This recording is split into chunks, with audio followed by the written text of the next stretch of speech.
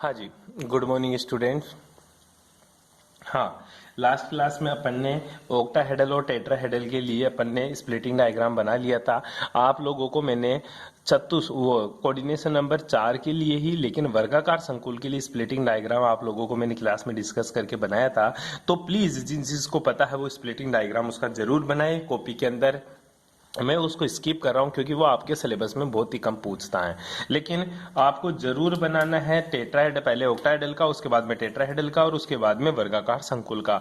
वर्गाकार संकुल का बनाने का तरीका आप लोगों को मैंने बता दिया था। सबसे पहले ऑक्टाहेड्रल का बनाओ, उसके बाद में उसकी स्प्लिटिंग करवाओ, ठीक है, वो बना लोगे। आज जो पढ़ेंगे अपन क्लास के अंदर वो पढ़ेंगे सीएफटी के अनुप्रयोग, कि गुरुजी सीएफटी का क्या क्या उपयोग हुआ। ठीक है, तो हेडिंग लगा ले चिन्ह से, सीएफटी का, सीएफटी के अनुप्रयोग।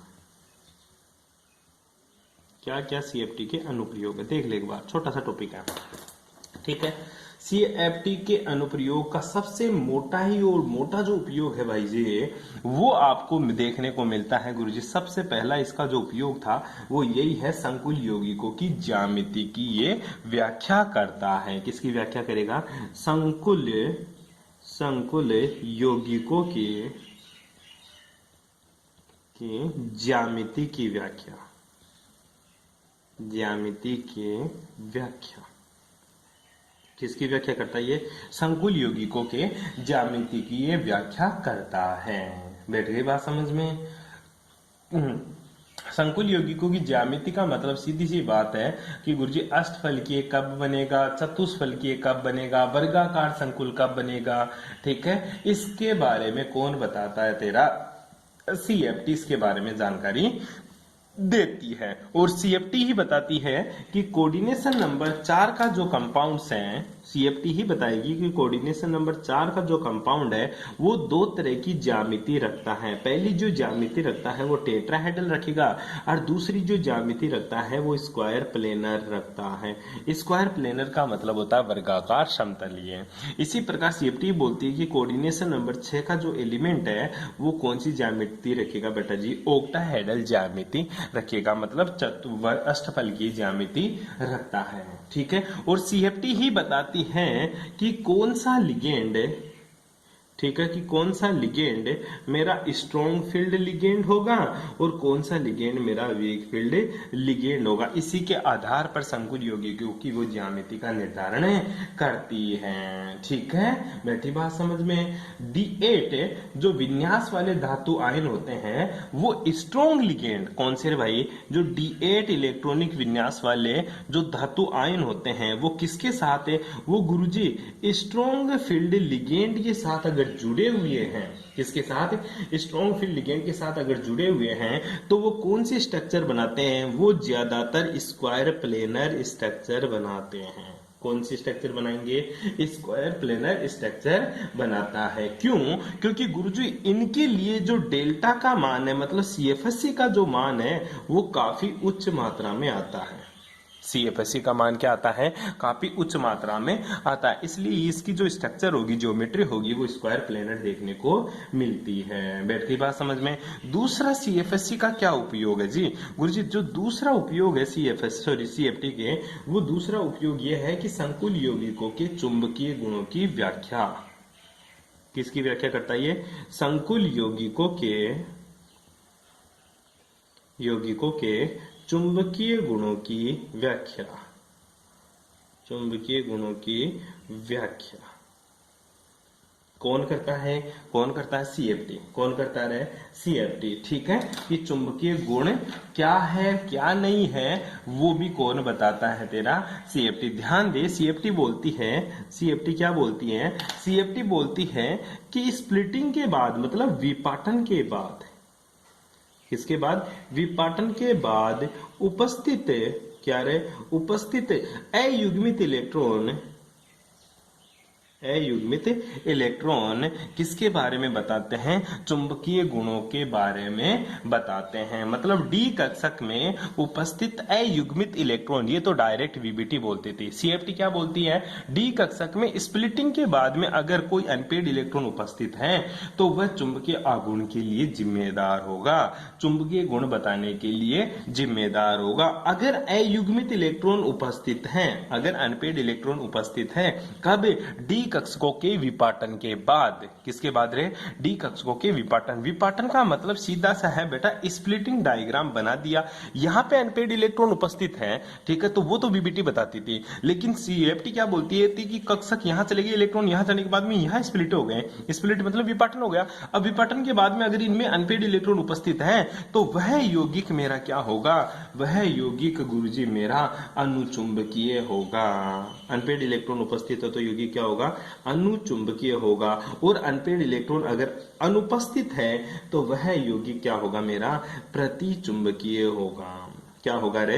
प्रतिचुंबकीय होगा। प्रतिचुंबकीय को इंग्लिश में बोलते हैं डायामैग्नेटिक और अनपेड अनुपस्थित अनुचुंबकीय को बोलते हैं पैरामैग्नेटिक। बैठ गई बात समझ में? इसने यह भी बताया कि अनपेड इलेक्ट्रॉन बढ़ने के साथ साथ चुंबकीय आघूर्ण म्यूएस अंडरवुड में n कोष्टक n+2 का मान बढ़ता जाता है। कब? जब अनपेड इलेक्ट्रॉन बढ़ेगा। फॉर एग्जाम्पल मैं बात करूं, ठीक है, कि गुरुजी अनपेड इलेक्ट्रॉन कैसे निकालते हैं वो देख ले।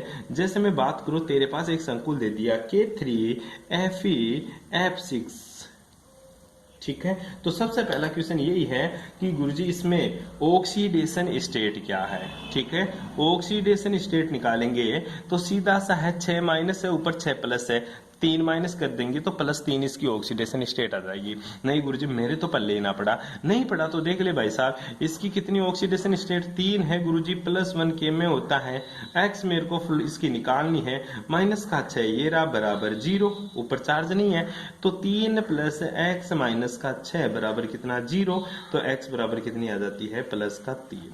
ठीक है, तो Fe की जो ऑक्सीडेशन स्टेट है, ठीक है, वो क्या है गुरुजी? +3 है। ठीक है, और Fe का जो इलेक्ट्रॉनिक कॉन्फ़िगरेशन है वो क्या है? Fe का इलेक्ट्रॉनिक कॉन्फ़िगरेशन 3d6 4s2 होता है। ठीक है, और Fe3+ का ऑक्सीडेशन कितना हो जाएगा? 3d5 4s0 हो जाएगा। अब अपन बात करते हैं गुरुजी, जो H2O है ये मेरा क्या है? वीक फील्ड लिगेंड है। क्या है? वीक फील्ड लिगेंड है, वीक फील्ड लिगेंड है, और इसको बोल सकते हैं अपन हाई स्पिन कॉम्प्लेक्स। क्या बोल देंगे इसको? High spin complex. तो ये क्या कराएगा गुरुजी? ये पेयरिंग नहीं करवाएगा। क्या नहीं करवाएगा? पेयरिंग। अब देखते हैं इसमें अनपेड इलेक्ट्रॉन कितने हैं, मेरे को तो चुंबकीय आघूर्ण से मतलब है। ठीक है, तो मैं बात करता हूं सर Fe में कितने इलेक्ट्रॉन? सिंपल सी बात है गुरुजी, कोऑर्डिनेशन नंबर 6 का है तो ऑक्टाहेड्रल बनाएगा। क्या बनाएगा बेटा?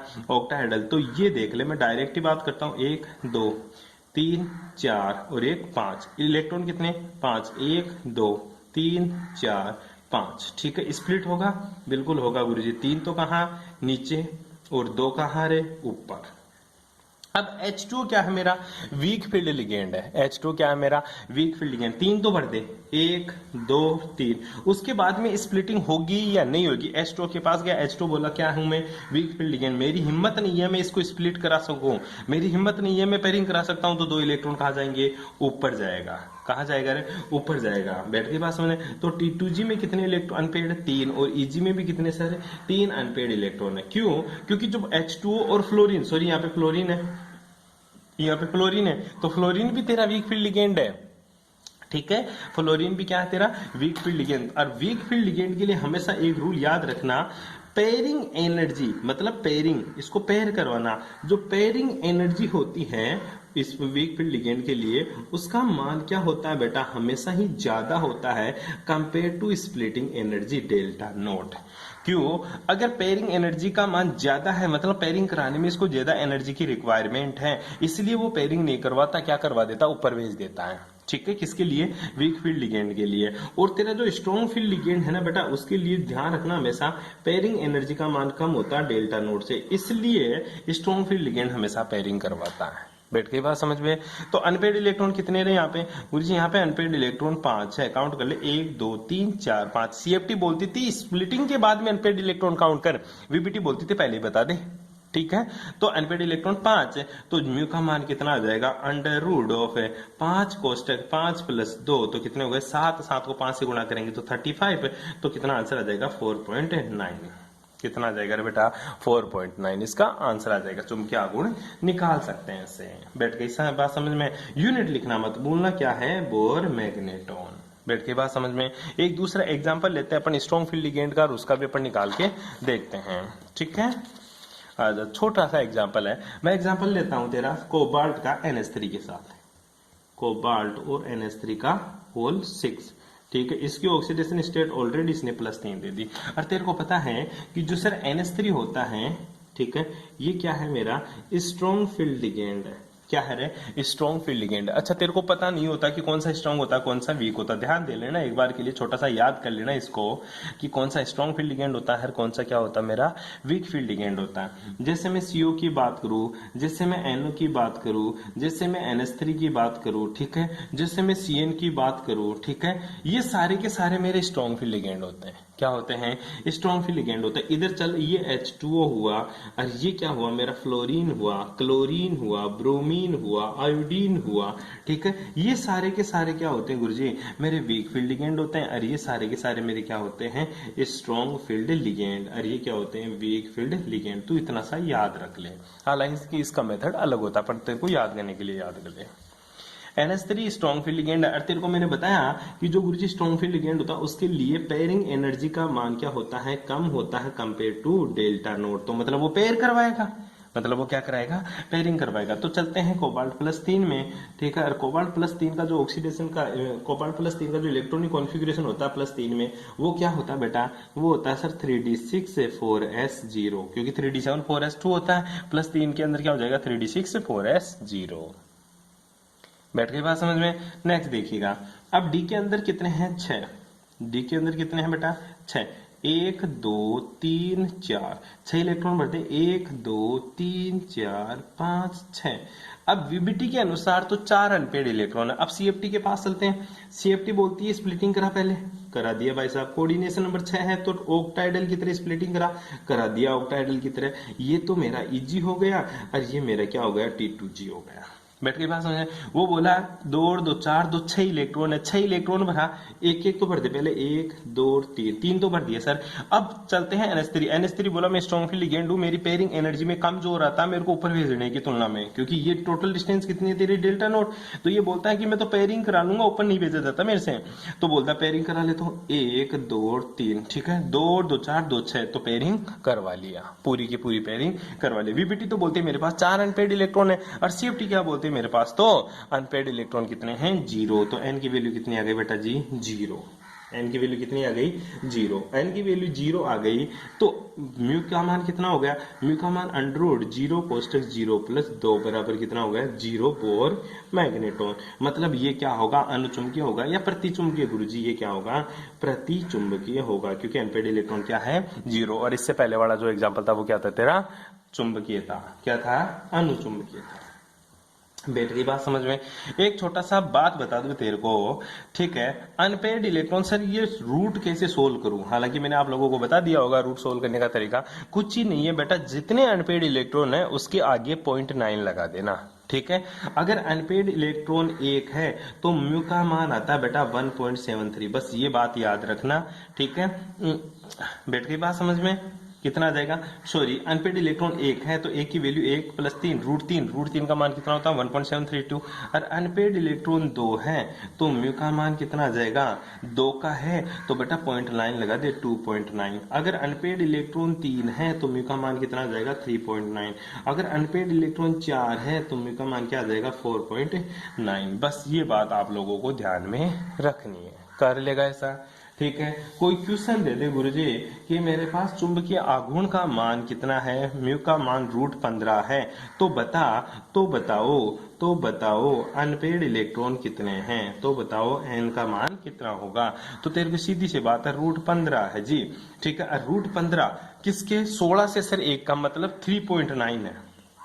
क्या है रे 3.9 है, तो तुझे पता चल गया अनपेड इलेक्ट्रॉन कितना है गुरुजी 3। तो पर सोल्व कैसे करेगा, फॉर्मूला लगाना √15 बराबर रूट में n कोष्टक n प्लस 2, दोनों तरफ वर्ग कर दे। क्या कर दे, वर्ग करने पर, ठीक है, वर्ग कर दिया दोनों तरफ, तो इधर तो क्या हो गया 15, इधर क्या हो गया गुरुजी वर्ग हट जाएगा, वर्ग हट जाएगा तो n कोष्टक n प्लस 2, सोल्व कर इसको, ये इधर तो 15, इधर क्या हो जाएगा n स्क्वायर प्लस 2 n, इधर ले जाए इसको तो क्या हो जाएगा n square plus 2 n minus का 15 बराबर 0। इसका कर ले पूरा का पूरा, अंडररूट करेगा, इसका क्या करेगा, सॉरी गुणनखंड करेगा, गुणनखंड करेगा तो n की वैल्यू कितने आ जाएगा 3। इस तरह से अनपेड इलेक्ट्रॉन भी तो निकाल सकता है किसी भी मॉलिक्यूल्स का। ठीक है भाई, ऐसे आप लोगों को करना होता जी, कर लेगा। ये था सीएफटी का, क्या सीएफटी के अनुप्रयोग। पहला अनुप्रयोग क्या पढ़ा था सीएफटी का, कि गुरुजी किसी भी कंपाउंड्स के बारे में, उसकी स्ट्रक्चर के बारे में, उसकी ज्यामिति के बारे में बताता। दूसरी बात क्या पढ़ी गुरुजी, उसके चुंबकीय आघूर्ण के बारे में बताता। तीसरी बात जो है सीएफटी का अनुप्रयोग, वो बहुत ही इंटरेस्टिंग है। क्या इंटरेस्टिंग यही है कि तेरी वीबीटी तो अगर किसी भी कंपाउंड्स के रंग की व्याख्या करनी होती थी ना, तो वीबीटी तो डायरेक्ट ये बोलते थे कि अगर अनपेड इलेक्ट्रॉन प्रेजेंट है तो वह रंगीन होगा, अदरवाइज रंगहीन होगा। तो संकुल यौगिकों के रंग की व्याख्या, जिसकी वजह से तो तेरी वीबीटी फेल हुई थी। ठीक है, संकुल यौगिकों के रंग की व्याख्या, ठीक है।